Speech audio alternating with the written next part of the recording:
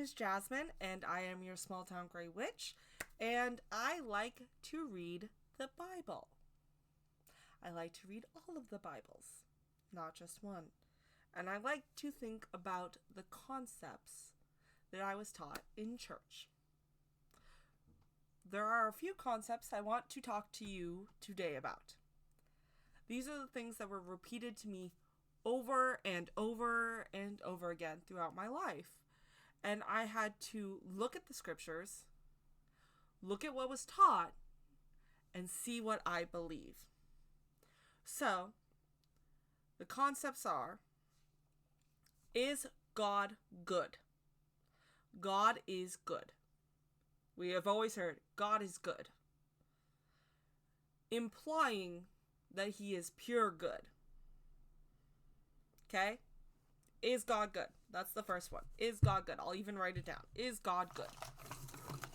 Indicating pure good. Alright? I'm going to write things down as I write them. The second one we're going to go over today is God love? Alright? Because I have heard God is love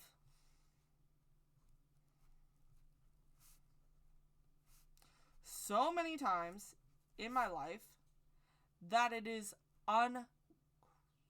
incredibly crazy. I swear, if I had $1 for every time they said that, I'd have $1 million, is what they say. Is God perfect? God is perfect. All he does is perfect. There is no error in God's creations. God doesn't make mistakes. Even the LGBTQ community has argued God doesn't make mistakes. Now, I'm not saying the LGBT community people are mistakes. I don't believe that.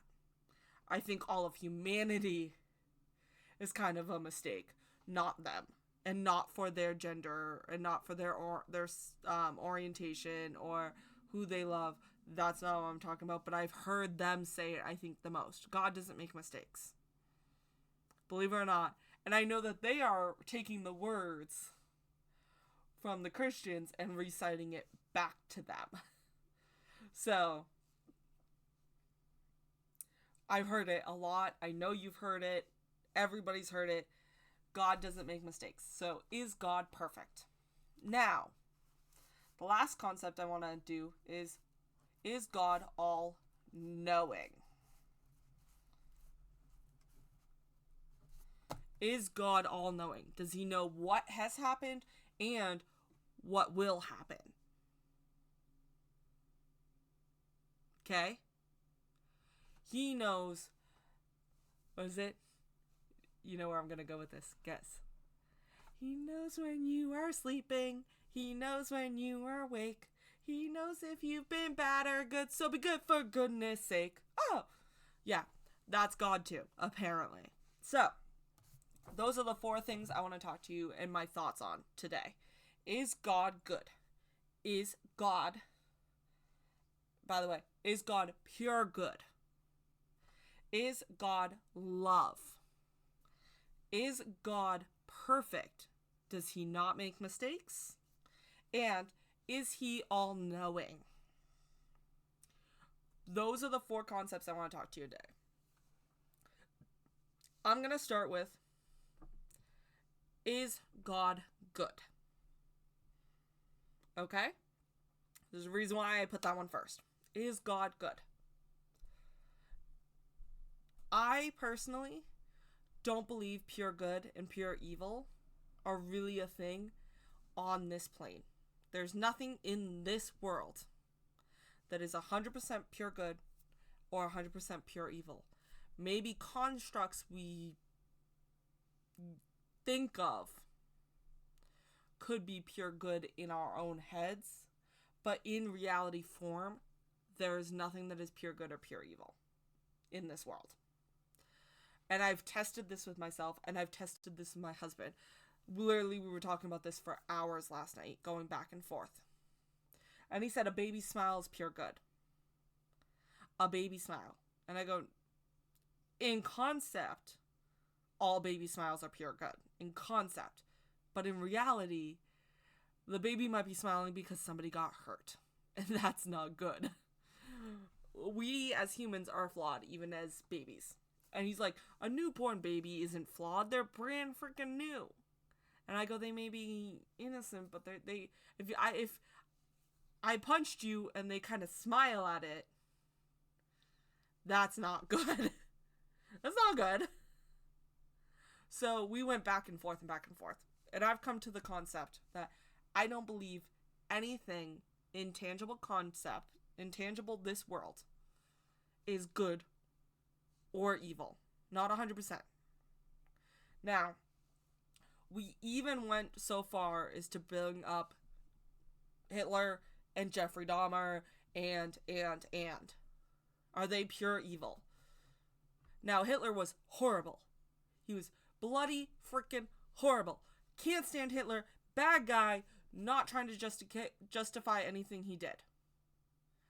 However, in a logical construct, if you're actually going to think about this logically, people put him in power for a reason. He must have done something good. Come to find out, I actually had to look it up. Hitler actually pushed for animal rights and the illegalizing of animal abuse. He made that illegal, or pushed for it. That is one thing good he did. So does that make him 100% pure evil? No, he's probably like 99.99999 evil. But there's still that 0.0000001 good thing he did. Because humans are conflict. We're messy. We're not pure good or pure evil. I don't believe it. We even looked into Jeffrey Dahmer. Because in his adult lives, it was very hard to find something that was good about him. But did you know that he was actually had a really good friends in elementary school? Which means he would have had to do something nice for his friends to be his friends. Like, he was a shy, very meek person in elementary school. And he had a really good group of friends. He was considered really sweet. If you have a friend, you must have been like, hi, nice to meet you. My name is Jeffrey. Let's have fun together and like do something constructive and build a tower and I'll be nice to you. That's a good thing, to be nice to a person and make a friend. So can he be pure evil? So that's kind of where I'm getting at, is that not one person, not one thing, even plants. Take a plant. Well, a tree may hurt something else. It also falls, it breaks things, branches fall all the time and smack into cars. That's not good. It might be even considered neutral. Like a plant, I could see neutral, neither good nor evil. If someone wanted to argue that with me, but if they wanted to argue pure good, this tree is 100% pure good. No, it's not.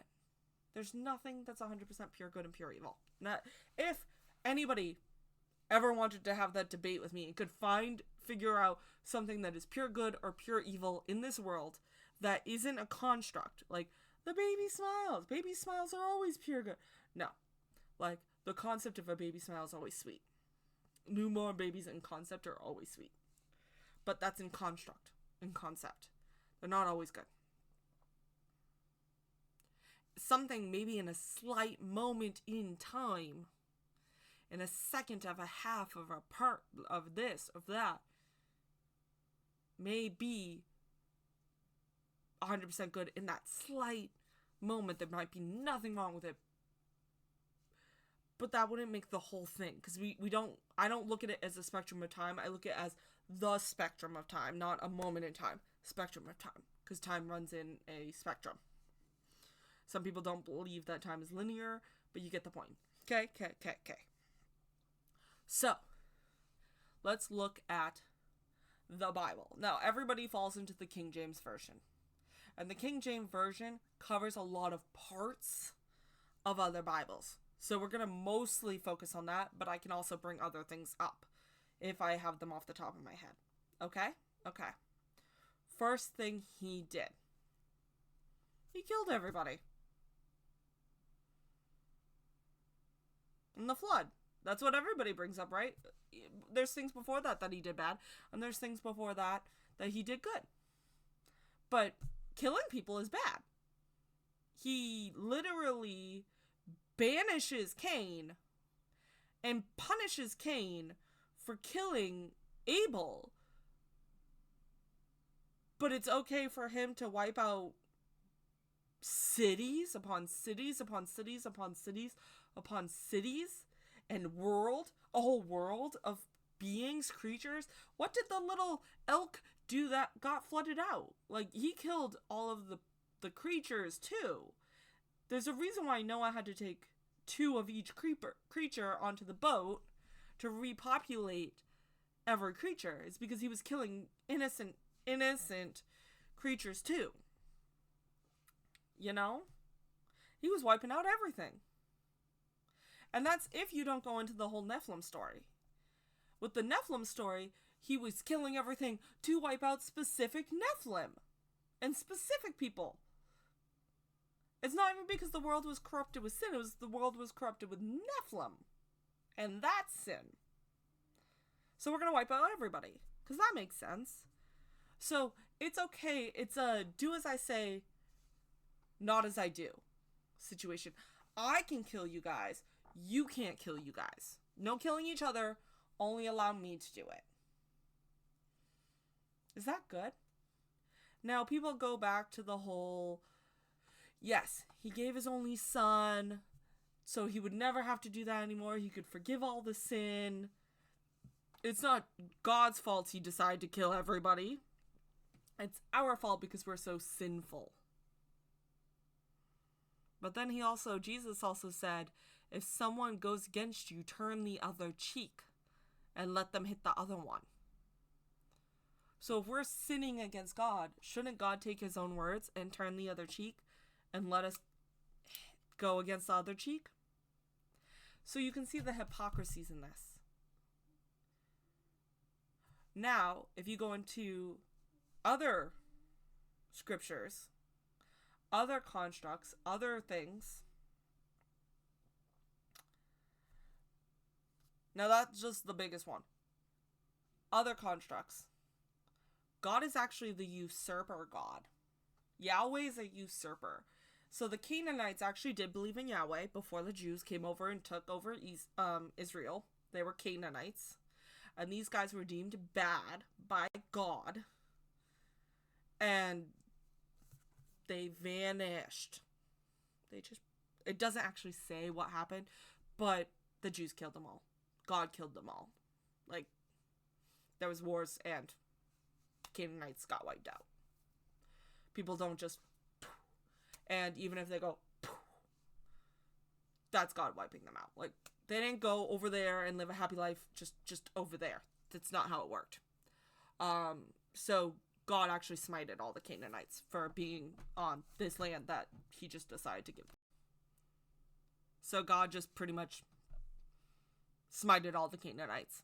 He was just like, this is your land, and Jews, you need to be here. This is your land, and I'm gonna smite everybody. That this is your just because this is, I'm just deeming this your land now. You're my people. This is your land.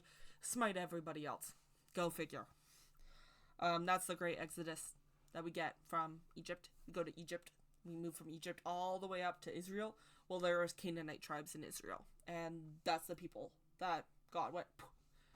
So God was actually in the Canaanite religion was a lightning god, and he usurped his father El Elyon.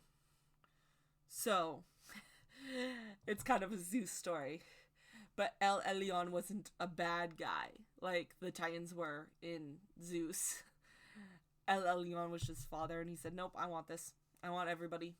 So I'm gonna kill you and make you come out to be a demon and things like that. Same thing with his brother Baal, who may be El Elyon. It gets a little confusing. But anyways, some religions actually believe, and in the Gnostic religion, a lot of people believe that Yahweh is the usurper God.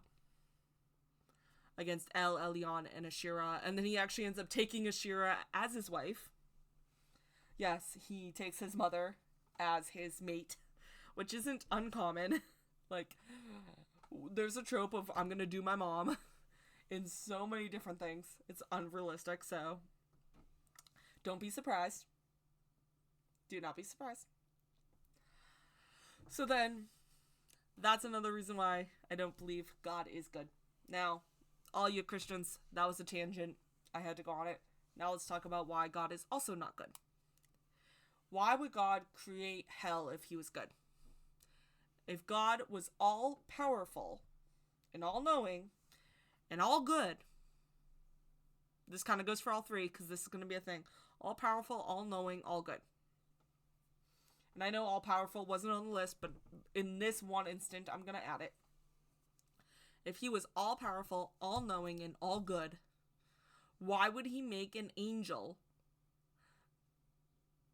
that would be so prideful to go against him, to then create hell to send the angel? God knew that was going to happen if you play with the all-knowing situation. If you believe he's all good and all-knowing, why would he make beings to go against him, to smite those beings, to send them to hell and create a hell, a place for us to burn? Because that's all good, right? That's all lovely and good.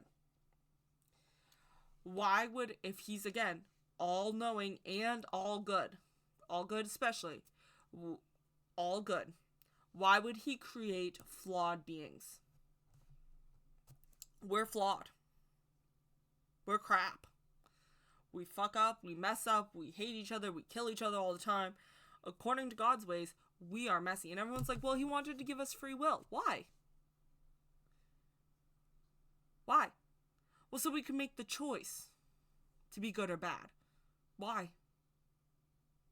Why did he wanted to give us that choice? Well, because he loves us. So because he loves us, he wants us to have a choice to be bad?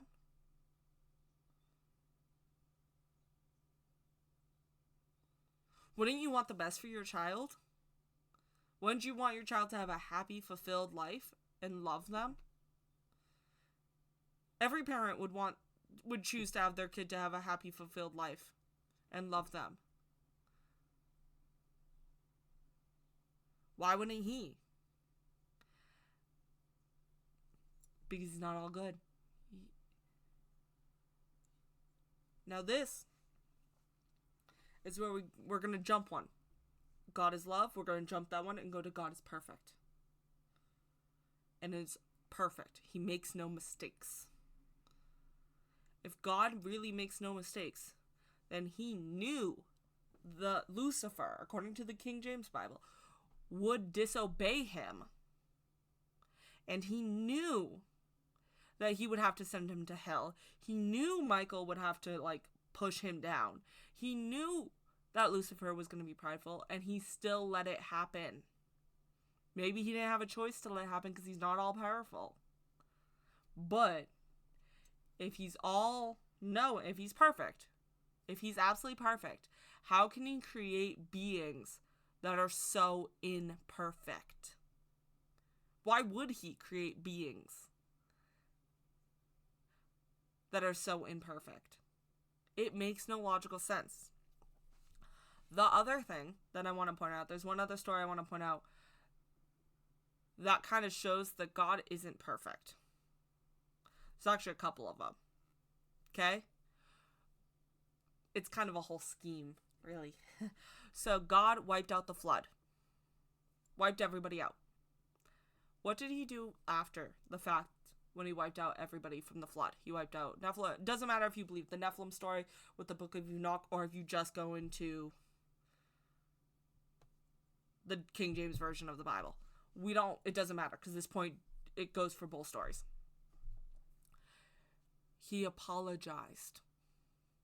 He said, I will never wipe you guys out again. And to promise, I will never... He didn't say, oh, I'm sorry I wiped you out. He said, I will never wipe you guys out again. And to promise, I will never wipe you guys out again. I will give you the rainbow as my promise to you that I will never wipe you out again. That sounds, one, like a sorry without actually saying the word sorry to me. Now, if you're perfect, why do you gotta apologize for anything? Wouldn't you be sitting there going, yeah, I perfectly wiped out the world. I perfectly did that. What are you gonna do about it? That's what was meant to be. Deal with it. It was perfect. I did it perfectly. Why would he apologize? Because he makes no mistakes. So he has nothing to apologize for. But he gives us the rainbow to promise he'll never do it again. Okay. The other option, the other thing I want to point out, that's not the first time he's had to correct action. He created Jesus. The creation of Jesus shows that he is imperfect. Because he was trying to correct our imperfections and it wasn't working. Every time he tried to correct our imperfections, the world still became corrupt after the fact. So after the flood, we didn't go to no sinning and we were perfect all over again. Noah repopulated the world and we began to sin again. After wiping out Sodom and Gomorrah, we're still sinning. Every time he's tried to take a corrective action, it didn't work. We're still sinful, willful, horrible, lovely, adorable, beautiful creatures. Messy creatures. So, if you want to say he is perfect, one, he made imperfection.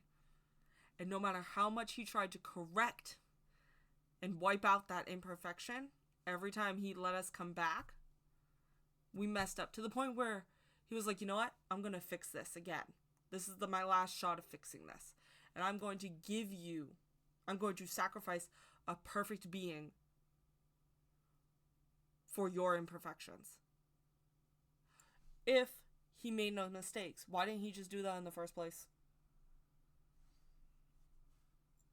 Why didn't he do that in the first place? Why can't he control the devil? Why can't he make us not sin?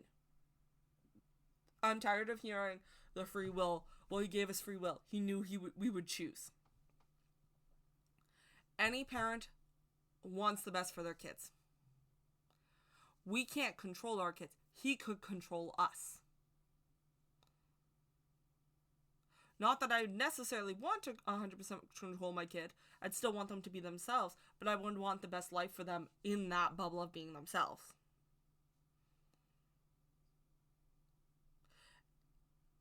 If my kid becomes a drug dealer, and if I could control them, I would stop them from being a drug dealer. If I knew my kid was going to ruin their life, and I could control them, if I really wanted to, then I would stop them from ruining their lives. I wouldn't have to try over and over and over again and finally get it right with Jesus.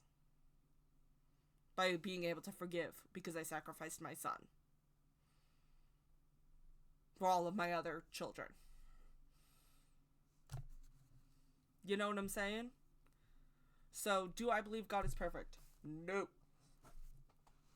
Do I believe God is good? I think he might try to be good, but I don't think he's good. He's murdering people, wiping them out, flooding them out, destroying beings, destroying innocent beings if you believe in the Nephilim. And if you go into Gnostics, he's a flipping usurper. But even if you just stay in the King James Bible, it's a do as I say, not as I do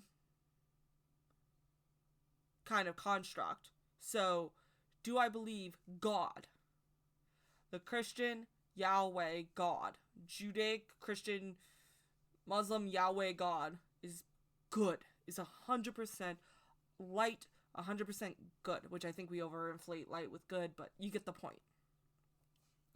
No. He may be 100% light because he works in realms of birth. But I don't think he's 100% good. Now, if you guys don't understand what I'm saying, light and dark, and good and evil, let's just clear that up, because I did say that I think he might be light, but I don't think he's good.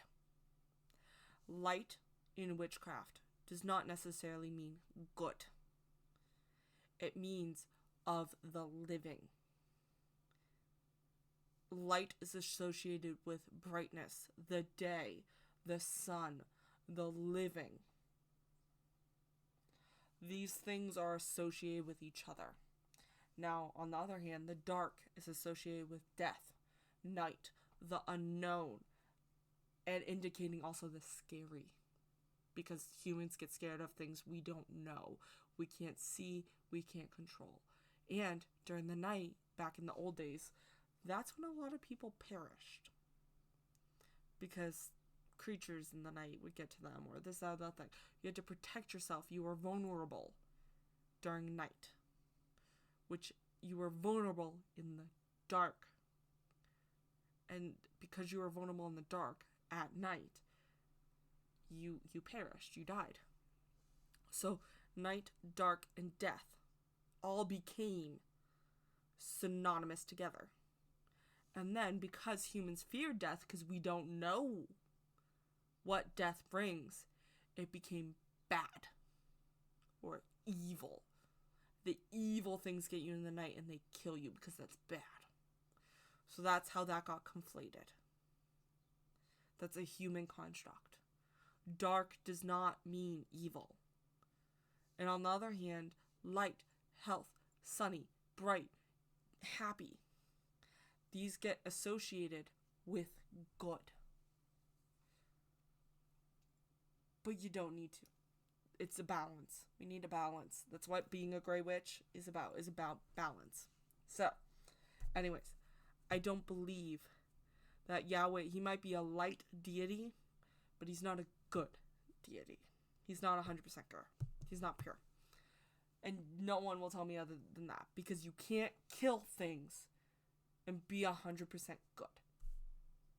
You may have messed up, and you may have corrected it with Jesus in the way that you could have, but you still messed up.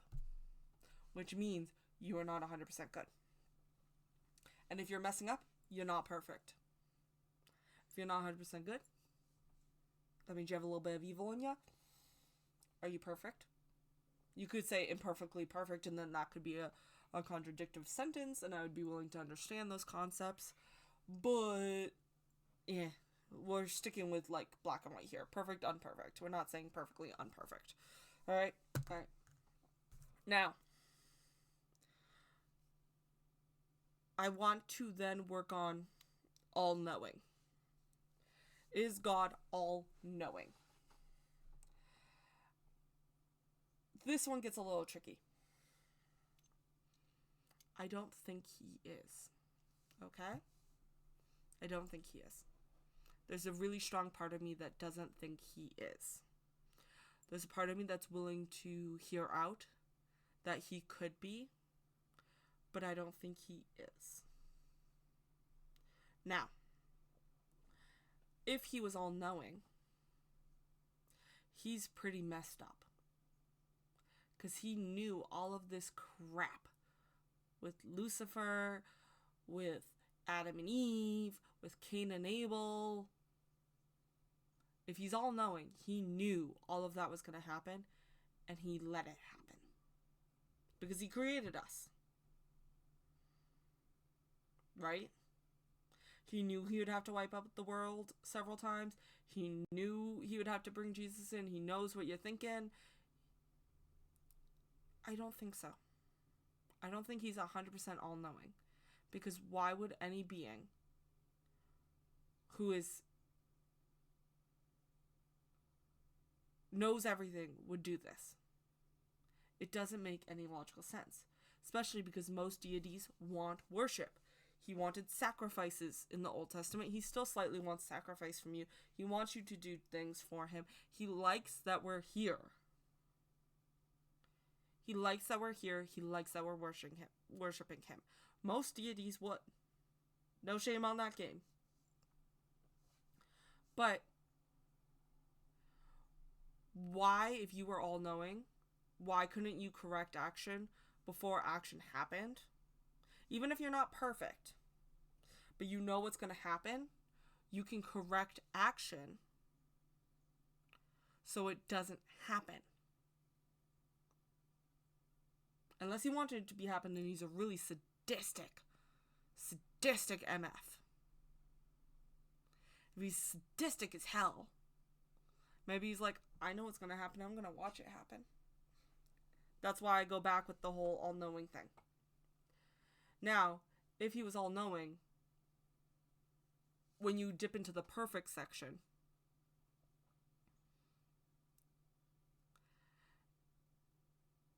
if he was all-knowing, why would he make mistakes?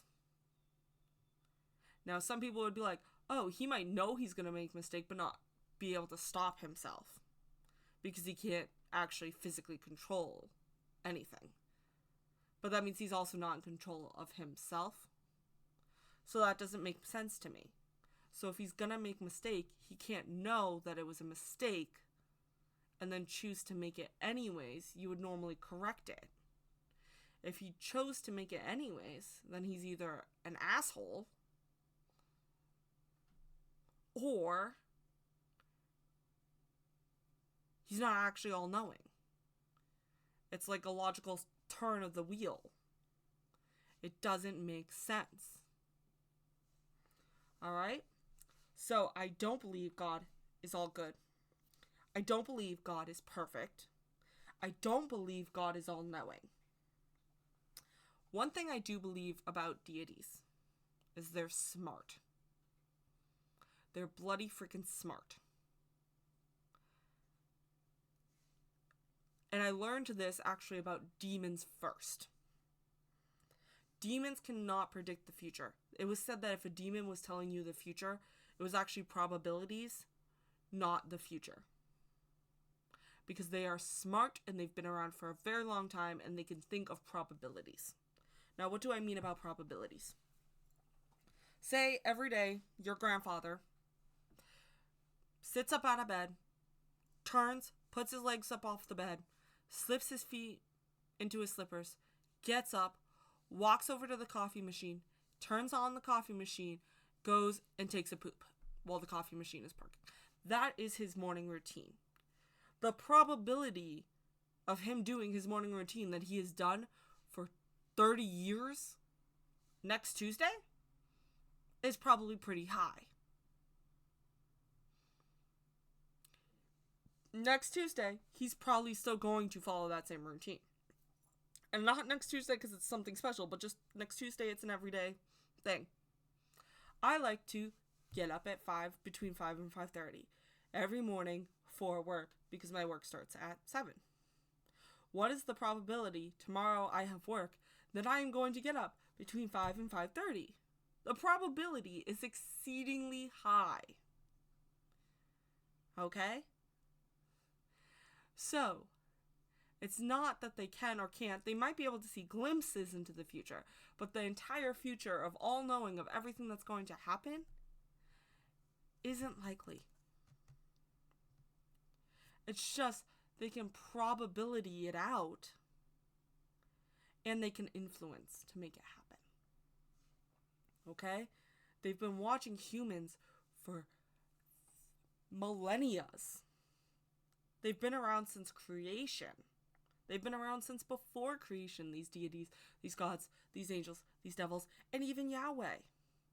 They have been watching us since the beginning.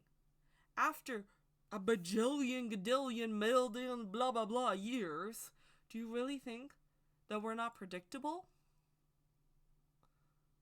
Not to mention, they can hear what's going on in this room, and then they can tell you this room. So, for instance, example, person A and B are in the kitchen. Person A and B are in the kitchen and they're fighting.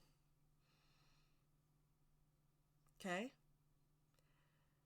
Person C is in the bedroom, cannot hear the fight, and is asleep. completely asleep, soundproof room, cannot hear the fight. Person A is yelling at person B, well, if you feel this way, we should just break up. And person B goes, fine, we should just break up, and they storm apart. And they look at the situation, the demons, the angels, the deities could see both sides. So they can then, in the dreams of person C, tell them about that fight and tell them that this couple is breaking up. And is probably going to break up.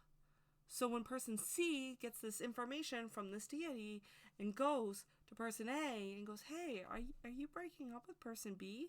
And A's like, how did you know that? My deity told me. Well, the deities can see that. So it's a mixture of seeing everything, finding the probabilities, calculating the likelihoods, and then giving it back to us so we can then work with it. You know what I'm saying? So it's not about all-knowing. It's that he's smart enough to do that. And believe it or not, if you're like, that's bullshit, he can't, I do it with my family all the time. It's actually my superpower. Calculating the probabilities of things is my superpower. I'm super observant, and I know that they have trends, and I look at their personalities, and I say, okay, in this situation, with this person who has a personality like this, and normally does this, well, they're probably going to do that. You know what I mean? Do I get it wrong every once in a great while? Sure. But not very often. Not very often at all. Because humans are repetitive. Are easy to look at and easy to guess. We like things that we like, and we don't like change, so we don't do change very often. And everybody who I talk to, other than my husband, thinks I'm either overthinking and thinking too deep into things, or they don't get it. For instance, this is where I'm getting the overthinking thing. This guy at my work loves to find something to be upset about. He really is very sporadic in what upsets him.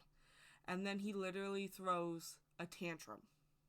Not screaming, yelling, crying, but he'll go out into the yard and just, I can't believe this. He's so horrible. And he brings everybody down with him. I'm not naming names. You know who you are if you're watching this. Anybody who works with me knows who I'm talking about. It's pretty bad. That's how obvious it is. But I'm not going to name names. No shade on that person when it comes to naming names. But he said something to me yesterday or the day before. And I said something he didn't like. I didn't say anything wrong. I didn't do anything wrong. But I said something he didn't like. That's the thing, is he gets mad over anything. And I went, oh my God. He's going to throw a tantrum. I'm going to stand up for myself. I didn't do anything wrong. He's going to go outside and throw a tantrum. And everyone was like, why are you overthinking this? Why are you getting so defensive? And I'm like, because I know he's going to throw a tantrum. And I know that if someone doesn't put him in his place right now, he's going to be throwing a tantrum for the next 3 days. And I'm going to have to deal with it because I'm the root cause of it. You guys are all going to feel it, but I'm the root cause of it. And he's out there right now throwing a temper tantrum. And everyone's like, you don't know he's throwing a temper tantrum? And I'm like, he throws a temper tantrum every time he gets upset. Like, how do I not know he's throwing a temper tantrum?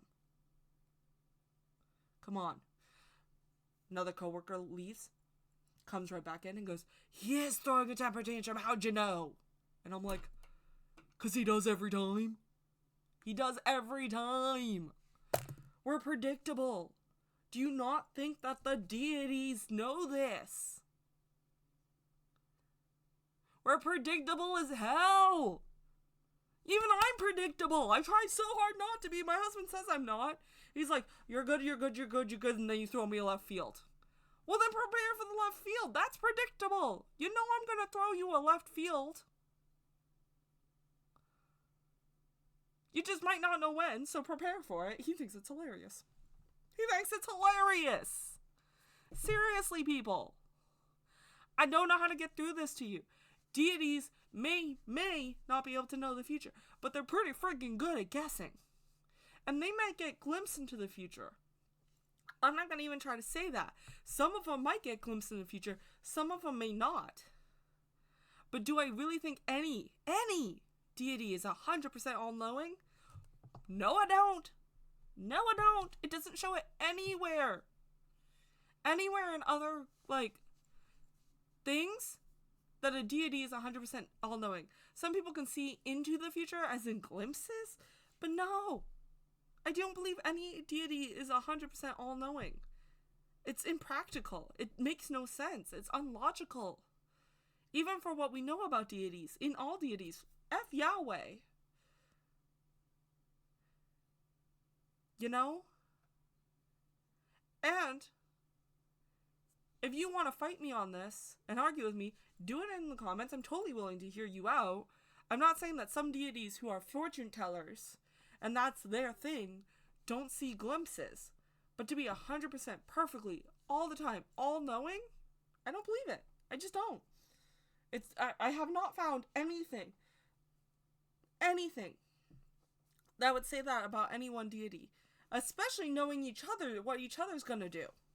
Not to mention humans. What I do believe is that they can see what we're doing, we fall into predicticalities, and then they can guess what we're going to do. And then they can even tell the other persons what's gonna happen, or what's gonna probably go on. They're freaking smart. We should learn from them. Work with them. Sorry, tangent, over, done deal. You heard it, you saw it, you saw my tangent, that was my tangent. Alright, now, checked all knowing, don't believe it. Now let's talk about, is God love? Pure, unfiltered love. This one gets hard for me. I think he could be. I think he could be. If you look that he is a flawed, not all-knowing, and not all-good being, he could be love. Misguided love, but love. Now, love can be misguided. I really, really believe that. It can be misguided. And if you want to argue with me that violence is never love, if violence is never love, I am willing to understand and hear you out on that. But you got to hear me out on my side. That's why it's a could be. Could be. If you think about him as the dad of humans, the father of humans right now, the caretaker, whatever you want to be, everything he does is to fix us, to make us not sinful or bad in his eyes. He doesn't want us to go to hell. He wants us to prove ourselves and go to heaven.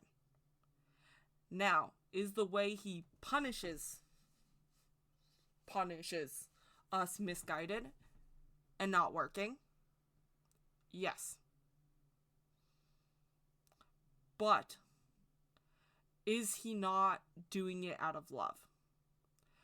This makes me think of the father who spanks his child because he really feels in his heart of hearts that the only way to help his child is to spank his child and correct the action, and that's the only way he knows how to do that. Some people could say spanking is never love. And again, I Totally am willing to hear that. But I have known parents who really believed that spanking was the only way to keep their kids from drugs and out of prison and passed away. So they spanked their child because they loved their child, that they didn't want those bad things to happen to them. And it was extremely misguided. And it was extremely wrong. But was it not love that pushed it? Does that make sense, what I'm saying? Obviously, you guys can't answer me. My brain's kind of racking with this one. But I've met people who have yelled at their kids in fear that their kids were going to go down the wrong path because they love their kids so much that was petrifying to them that they would go down a wrong path, what they deemed as a wrong path. You know? So, my grandmother, for instance, loves me so much that she's constantly pushing me to come back to the church. Not constantly, but it happens at least more than a handful times a year. We try to stay off the church topics, but she also constantly tries to get me to pray with her sometimes. Like, I think the last time was 5 months ago. So she's doing a lot better. But she really believes that if she can convert me back, that she will be saving my eternal soul from heaven, or from hell. She's pushing me out of love. Now, is it not insulting to me? Absolutely. Does it feel demeaning? Absolutely. Is it uncomfortable? Absolutely. Does it feel like she's belittling me and my beliefs and telling me I'm wrong, and not wrong, incorrect wrong, but bad wrong? Absolutely. Do I wish she could just accept me? Absolutely. But I understand that she does these things, even if I don't agree with what she's doing, because she loves me. So, in God's concept of love, maybe he's doing these things to try to correct us because he's loving us so much, but he just doesn't know how to fix what he deems as a problem. Which would be a very